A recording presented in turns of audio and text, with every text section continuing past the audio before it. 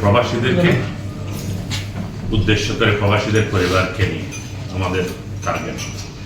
So সেই সুবাদে আলহামদুলিল্লাহ আপনাদের সাথে আমাদের এমওইউ হওয়ার পর থেকে আজ পর্যন্ত যে সার্ভিস আমাদের কিছু মেম্বাররা আপনাদের কাছ থেকে পেয়েছে সেজন্য সবাই স্যাটিসফাইড। আমরা পুনরায় আপনাদেরকে এগেন ধন্যবাদ জানাচ্ছি। বোঝানো হচ্ছে পিছনে হাইলে চাপ দিয়ে ধরে ব্যথাটা কোথায়? ঠিক বুকের মাঝে। এটাই বেশিরভাগ 80% এখানে হয়। এই ব্যথাটা বাম হাতে যায়, 90% 95% বাম হাতে যায়, ডান হাতে খুব কম যায় বা যায়। এরপর যেটা প্রবলেম হয় ব্যথাটা গলার দিকে আর পেটের দিকে না, প্রবলেম হয় সেখানে।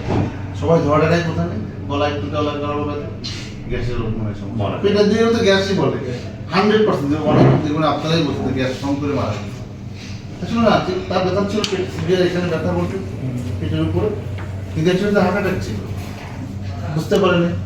এই জিনিসগুলো যাদেরই হবে আফটার 40 সবাই বছরে একবার করে চেক আপ করবেন। ইসিজি এগুলো চেক করা উচিত, কারণ বোঝা যায় না। কিন্তু আমি আবার বলছি, আমরা কমনলি মিস করি। হার্টের ব্যথা মাঝে হয়, ডানে বামে ব্যথা সাধারণত হার্টের না। কথা বলতে আমার হার্টের যেগুলো যাদের ক্রিটিক্যাল হার্টের ব্লক তাদের ক্ষেত্রে কিন্তু খাওয়ার পর ব্যথা হয়। সে তো মনে করে খাওয়ার পর মুখ চাপতেছে, এই গ্যাসের সমস্যা, ডাক্তার পরামর্শ না করে ওষুধের দোকানদার তো ওষুধ খেতে। এই জন্য বলি 40 বছর অবশ্যই বলবেন কখনো যদি কারো বুকে ব্যথা হবে বা পেটে ব্যথাটা আপনার আগে ইভালুয়েট করবেন। ইমার্জেন্সি পাঠাবেন আগে, তারা ইমার্জেন্সি গেলে একটা ইসিজি করবে আর একটা রক্ত পরীক্ষা করবে, ধরা পড়ে যায় হার্ট অ্যাটাক। পিছনে কোনো সুযোগ থাকে না। আমার কথা বলছি না, এই ভুলগুলো কেউই করবেন না, এটা খুবই জরুরি আমরা না জানার জন্য। এবং এখন কিন্তু হার্ট অ্যাটাক হওয়ার সঙ্গে সঙ্গে যদি 4 ঘন্টার মধ্যে যান রিং সঙ্গে সঙ্গে পড়ে যাবে, রিংও বড় লাগে, ওই যেটা জমে একটু খোঁচা করলো মানে হার্ট অ্যাটাকও করলো, ব্লক হলো, কিন্তু সঙ্গে সঙ্গে বেঁধে আপনার সব আবার ডাউন হয়ে গেল। আপনার জেনে থাকেন যে একবার এরকম হচ্ছে প্রাইমারি বলে। এই জিনিসগুলো আমাদের জানতে হবে, সেটা সম্ভব। একদিন পরে দুদিন পরে যাইয়া এটা কিন্তু ম্যাসিভ আকার ধারণ করে।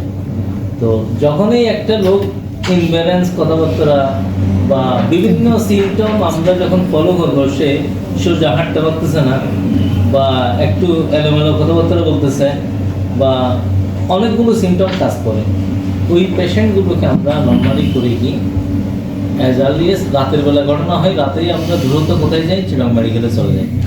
চিটং মেডিকেলে যাওয়ার পরে ধরেন অ্যাসেসমেন্ট করার পরে বা মেডিসিন দিল, পরের দিন ডাক্তার এসে অ্যাসেসমেন্ট করে পরীক্ষা করে দেখতে দেখতে গোল্ডেন যে একটা আওয়ার, একটা স্ট্রোক পেশেন্টের গোল্ডেন আওয়ার হচ্ছে 4 থেকে 4.5 ঘন্টা।